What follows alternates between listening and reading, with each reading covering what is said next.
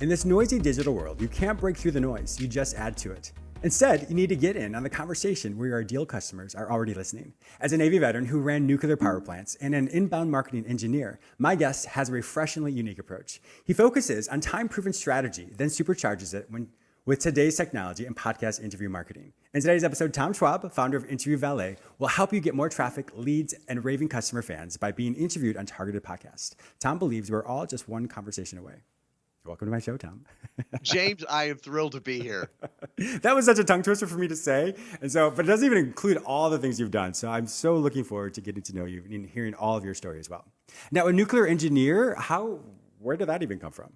So I was blessed to go and graduate from the U.S. Naval Academy.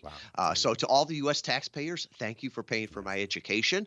But my first job out of college was running nuclear power plants. Wow. And people say, wow, that's amazing. I said, no, what's amazing is that smart people figured out the systems and the processes that mere mortals could do it. Yeah, and that's one of the things that I've seen in business and in marketing. If people can't tell you how they get the results, they'll never be able to reproduce those results. So I'm really big in testing and in coming up with systems and reproducing what works as opposed to just trying things that don't. Sure. I'd rather learn from other people's mistakes. Yeah, of course. Exactly. It's funny. I was reading more about your information. And so Interview Valet, which I love, I've worked with you for so long, and you have a fantastic company. I've gotten so many amazing guests from you all. I didn't realize it's, as the time of this recording, that it's only 6 years old. That's amazing. Correct. 6 years old. We've grown to 27 people. I live in Kalamazoo, Michigan, but not everybody wants to live here. So we've got people in Europe, Canada, United States, and even in Mexico as we launch Interview Valet Espanol. Wow, that's amazing. Congratulations. That is really cool. My brand, actually, Lifeology, started 6 years ago as well. So I had no idea that we were on the same path, when it comes to that. So that's really cool. Wow, a lot of really cool things. Yeah, once again, that's wonderful that you're able to expand like that. I had no idea. So I'm even looking forward to getting to know all your international guests as well. So that'll be cool. Well, and, there's a lot of problems in the world today, but there's no better time to be alive with the resources that we have, with the opportunity that we have. 10 years ago, I would have had to been in New York, London, LA to have this agency, and all my employees would have been too. But now I can do it from Kalamazoo, Michigan. Yeah. Well, it's the same thing with me as well. Like I had a successful practice in DC. I moved down here and started all of this. And, it's like you said, technology allows you to do it wherever you want to do it. And so to be able to create a world for yourself where you can not only market it, but it can become successful. I mean, that's just a wonderful, wonderful time to live. One of the things you talk about, though, is one of your taglines is we were just one conversation away. What does that mean to you? To me, I was been frustrated over the years when I hear people talking about you're one funnel away and you just need this hack and this and that. And I'm a big part. I'm a proponent of automation, right? And using the tools. Yes. But I think we forget that everything starts with a conversation, and a conversation is what changes lives, right? Think about it. Podcasts, when you've listened to a new idea, a new person.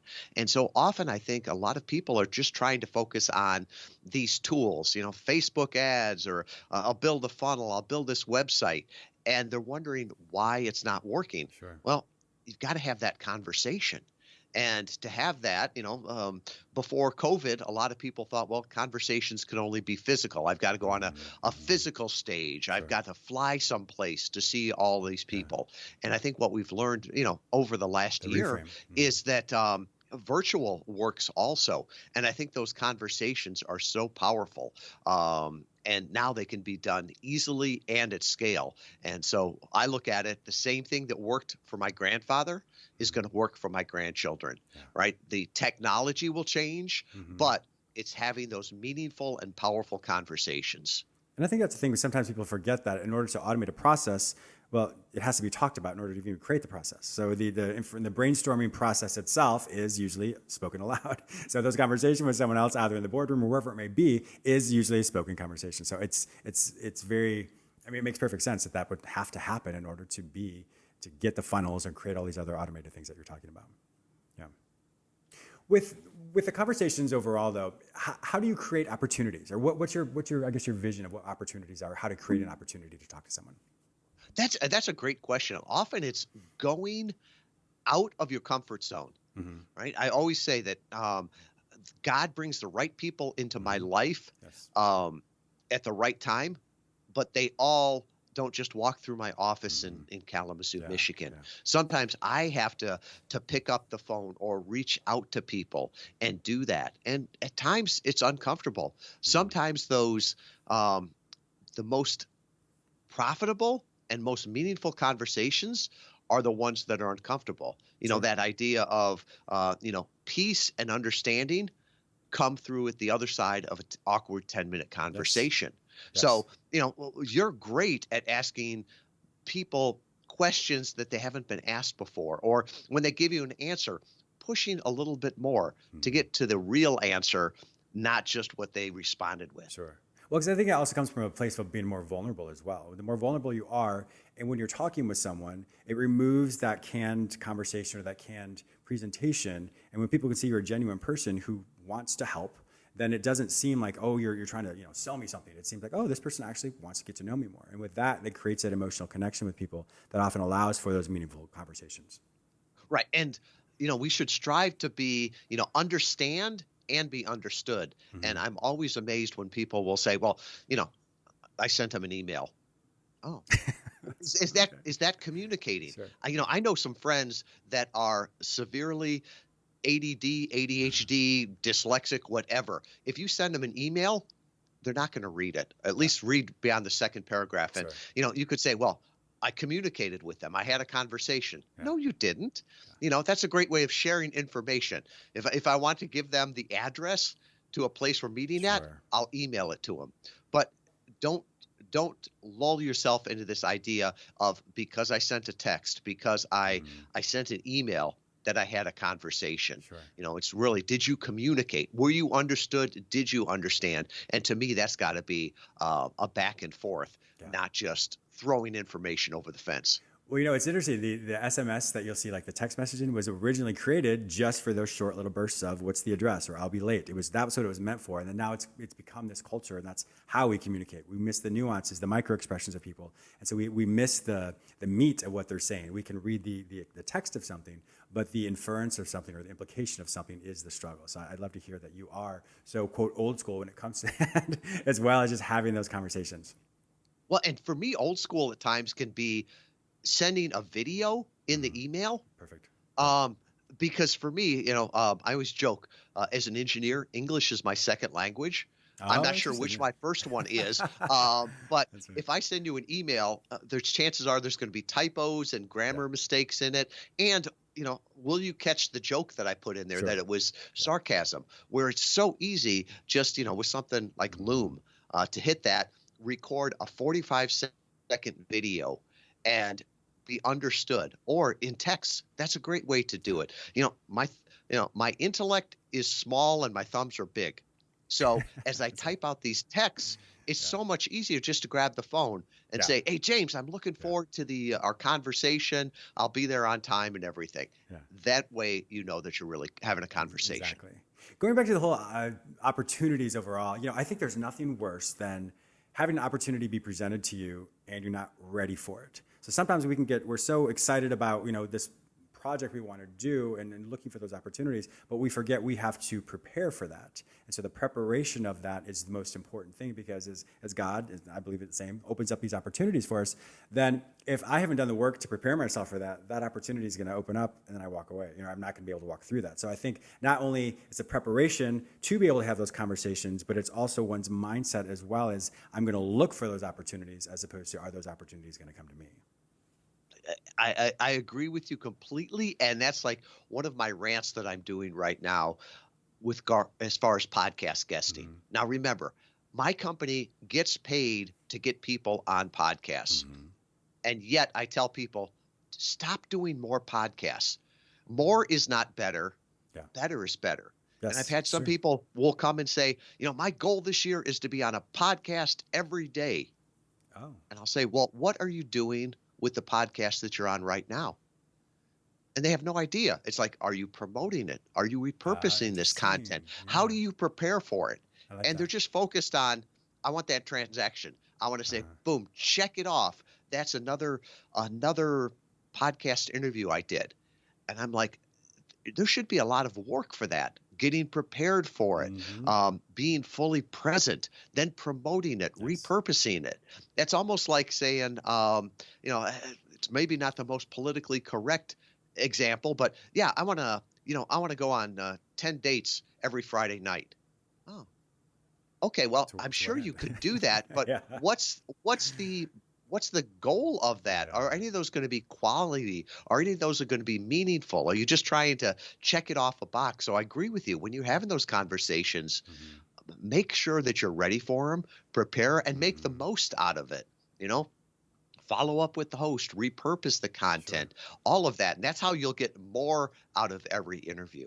And it makes me also think of just when we quantify what our metric of success is. So, for example, that person that would say they want to be on a podcast every day, well, if their metric of success is the number, okay, well, then they were successful. But when we flesh out what success means, then that often all of a sudden helps people recognize, okay, yeah, it may be the quantity of it, but the quality of it, the efficacy of it. I mean, what's the full package to create that? And that's also very synonymous when it comes to quality of life. We can be successful with finances or multiple different things, but the quality of life is really the embodiment of what success means. So I think it goes back to the same thing as well. When you're gonna have that conversation, what's your metric of success to have that conversation? When you prep for it, that's part of the success. When you have the conversation, what's the objective you want to accomplish? So therefore, it's a full embodied version of what success means to have a meaningful conversation, as opposed to just I had a conversation, every single day, and that's okay, just like you said, okay, but to what end? And you're right. You've got to keep asking better and better questions Mm-hmm. of yourself, Mm-hmm. right? Because a lot of times people will come to us and say, "Can you help me get on podcasts?" I'm like, there are 2 million podcasts Yeah. right now. You don't need help getting on Sure. one. But if you're asking the question, can I help you grow your brand and your business getting on podcasts? We can help. That's what we do. And they're like, didn't I say that? I'm like, that's what you meant, not what you Exactly. asked. And that's a really good point. My dad would always say, we judge others by their behaviors, but we judge ourselves by our intentions. So my intention could be to express myself, but it doesn't matter how well, what I think I'm saying. If the person isn't hearing me say that, then obviously my message is not audible. So I love the fact that Interview Valet helps people create a message that's audible, to help them really solidify what their brand is, to help them really be aware of this is how we can help promote you, but we have to once again flesh that out more so that it's a much more, your message is much more impactful as opposed to I want to be in a podcast. Yeah, and even that idea of Audible. So I'm an Audible learner, right? Mm-hmm. I'll tell you that I listen to 1 to 2 podcasts or that I read 1 to 2 books a week. Wow, But nice. the truth is I'm listening to those. I do the same And thing. but that's how I consume Yeah, content. And it's yeah. really funny that for me, writing a blog is a homework assignment. But Really talking like interesting. this, but talking like this is easy. I love to Yeah. do this. So it's funny that I can create in the way that's easiest for me, Uh-huh. and then we can repurpose it, right? Get the transcript, clean it up, repurpose it into blogs. Or, if somebody's got video and they put it up on Yeah. YouTube, well, is that a podcast Yeah. still? Yeah. I Exactly. don't know. Yeah. One of the big companies just bought a podcasting company for Sirius XM. So if you hear me in the radio on Sirius XM, is that still a podcast? Yeah. That's a I good don't point. know. I don't care. Just so long Yeah. as people can hear me and Yeah. hear that communication Well, it's in the the same way in, that they want. yeah, exactly. That's the same with me. I'm a national radio show that happens to be on podcasting platforms. We put it on there, but that's not, and that's a good point. I have to think about that for myself because people say, you have a podcast. I'm like, no, I don't. But I guess in some ways, maybe I do because I am on a podcasting platform. But I guess it is kind of the same thing. And at the end of the day, it doesn't matter. In my opinion, it doesn't matter. Like you said, as long as people hear the message and hear the wonderful guests that I have that can help us all transform our lives. With And Interview Valet, what was the nudge for you? How did you say, or what was the reason that says, yes, I want to make this. This is the right time for me to do this? I wish I could say I've got this master business plan and I had this vision and it was, That's right. the lightning strike. Really, it's one of the jokes we had in the Navy is you've got to be smart enough to know right answer when told. Yeah. And to me, there's nothing new. It's all an evolution of things. Sure. And so my background was inbound marketing, using content to attract, engage, and delight customers. Uh-huh. And 15 years ago, people were blogging, and the smart ones were guest blogging. So instead of doing Interesting. your own blog and having Mm-hmm. 3 people read it, they'd go on to the Huffington Post, Wall Street Journal, wherever their audience was. and they would guest blog there and tap into those audiences. That's smart. Very So smart. back in 2014, I started working with a couple other people after I had sold my last company, and they said, "Can you help me with my digital marketing?" Sure. They wrote some blogs, and I'm like, "Well, it's like a blog. Keep doing this for a couple of years, and Yeah. maybe you'll get some traction." And back then, I hypothesized that you could use podcast interviews almost like we were using guest blogging. Wow. So Wow. tested it. Interesting. It worked out Yeah. amazing. James, at first, the conversion rates were so high that I thought it's either just a niche or a vertical, or, this person is just a great speaker. And the more we tested it, the more that we found out how well it worked. Wow. And so I wrote a cheesy little book on it that I gave away at the time for free. And then somebody said, "You should do a course." I did a course, but I never took it out of beta because, Oh, really? like so many courses, Yeah. people weren't getting results with it. And those people that Yeah. were honest with me were the ones that came back and said, "Listen, I understand what you're doing, but I don't want to do it myself, right? I want to be the guest. You take care of the I see. rest." Yeah. And I'm like, "Oh, that's a good tagline." Yeah. So That is a good we tagline. started, Yeah. customers are always the best copywriters. So we started to That's right. beta test it in 2015. It Uh-huh. worked out so well. We launched in 2016, and now we serve about 150 clients at any one time. That's amazing. Yeah, and I think I've spoken to maybe 30 or 40 of them, and they're wonderful. In fact, I spoke with one today. You're my third show today. I spoke with one of them, my first show today. So I'm really looking forward to Awesome. promoting him as well. Yeah, and what I really like about your guests, I mean, all your guests are good, but I like that they're so passionate about what they do. And I really think that's, whether they've already realized that or not, or Interview Valet, you help them find that, but they're very precise on what it is that their mission is, what it is they want to do, and what they want to promote. And that's why I really love working with your clients, is because they know that. So the information that's sent to me is very clean, it's very concise, like I said, and I know exactly what we're going to focus on. So when they come on air with me, we have a quick little chat, make sure we have the same objective, and then we go. And I honestly can't think of any client you have had that did not speak well, or who did not present well. So I know I just am very happy with the success of the types of clients you have. So once again, thank you for sending me so many wonderful guests as well. Well, thank you. And, we couldn't do what we do without great hosts. And our goal is to make it easy for the podcast host Yeah. to say yes to an Interview Valet guest. Yeah. And we spend a lot of time with them at the beginning, making sure they've got professional equipment, that they understand the nuances in a podcast over television or radio, that they've got a goal for being there, that we, put that together in a one sheet. And really, we want to do everything to set them up for success so that we help them prepare. So all they really have to do is show up and be the guest. Yeah, and you do a wonderful job with that. When I look at other types of companies like yours, and I've worked with other great companies as well, what is it you'd say with Interview Valet that sets you apart from the rest? I really think it's the focus on podcast interview marketing. Some people will say, "Well, you're a booking company." And I'm like, that's part of what we do. Sure. But to me, it's not just a random introduction.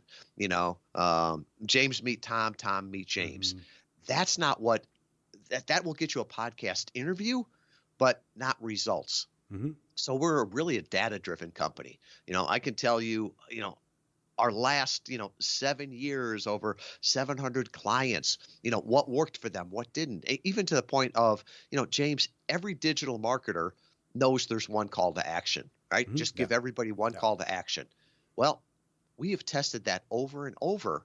And now we're being cited by big companies that when you're on a podcast, you always give 3 calls to action. Meet people where they are.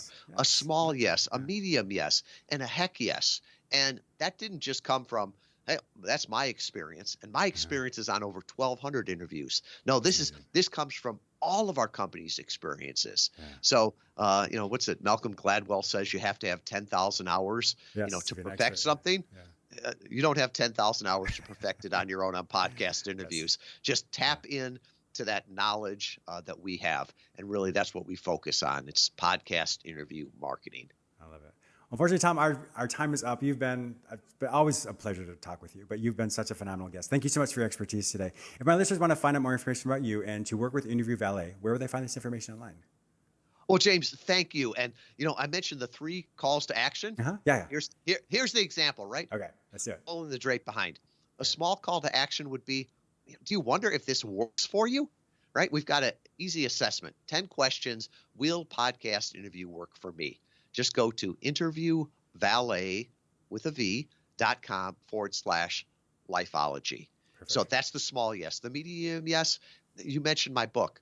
I give my book away because I want people to understand how to do this well. So if you go there too, there'll be a copy of my book. You can either get a printed copy, I'll mail it to you, or you can get a digital copy. There's no free plus shipping. It's free. Awesome. And then finally, if you're listening to this and going, wow, that makes a whole lot of sense, I'd like to talk with Tom or his team about this. Well, I'll put my calendar scheduling link there. All of that will be at interviewvalet.com/lifeology. Excellent. Tom Schwab, thank you so much for being a wonderful guest on my show today. I truly appreciate all your expertise. Thank you, James.